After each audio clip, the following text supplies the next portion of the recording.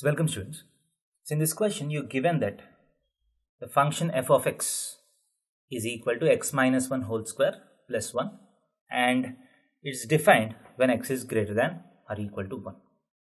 And the first statement is f of x is equal to f inverse of x has a solution set 1, 2 and f is a bijection and f inverse of x is 1 plus root of x minus 1 where x is greater than or equal to 1.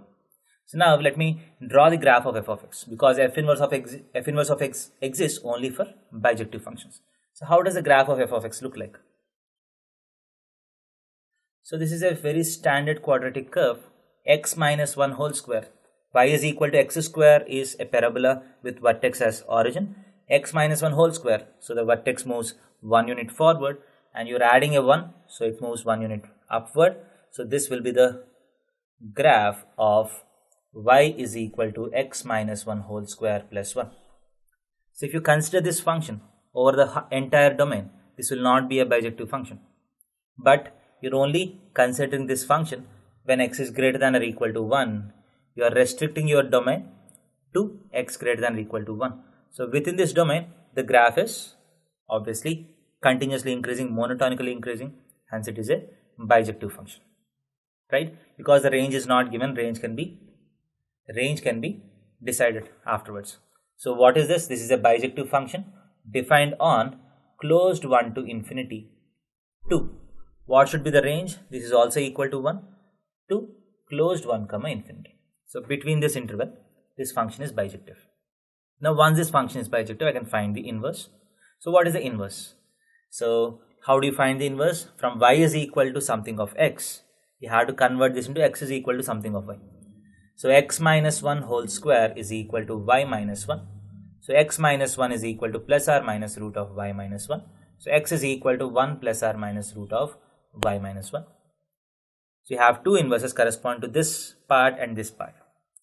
Now we are only considering the right side of 1. So you are only considering x greater than 1 as your function. So which of these two, plus or minus, will be the inverse?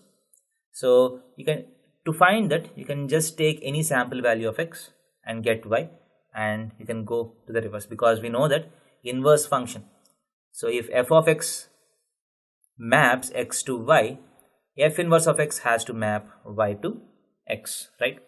So if you put x is equal to 2, what is y? So for x is equal to 2, y is equal to 2 minus 1 whole square, 1 plus 1. So y is also equal to 2. So for y is equal to 2, x should be equal to 2. So that should be the condition which inverse function has to satisfy.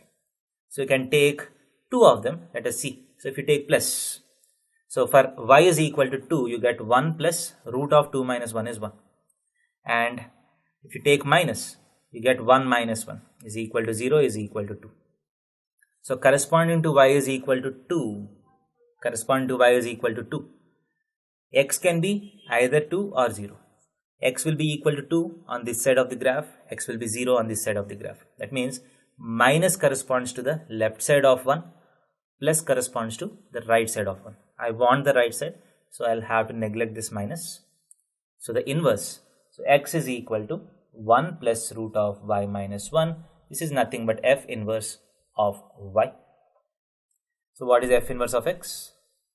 1 plus root of x minus 1. So this is true and this is valid when x is greater than or equal to 1 because that is the range of this function. So f is a bijection and f inverse of x is this. It's true. There's no doubt about it. Now f of x is equal to f inverse of x. Let us try to solve that. So f of x is x minus 1 whole square plus 1 is equal to 1 plus root of x minus 1. So 1 and 1 gets cancelled.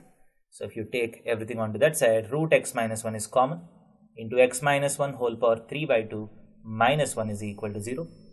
So either root of x minus 1 is equal to 0 or x minus 1 whole power 3 by 2 is equal to 1. That means x is equal to 1 or x minus 1 is equal to 1, that is x is equal to 2. So either x is equal to 1 or x is equal to 2 is the solution set, right? So both the statements are right and statement 2 is the correct explanation for statement 1. That should be the answer, because we have derived statement 1 using statement 2.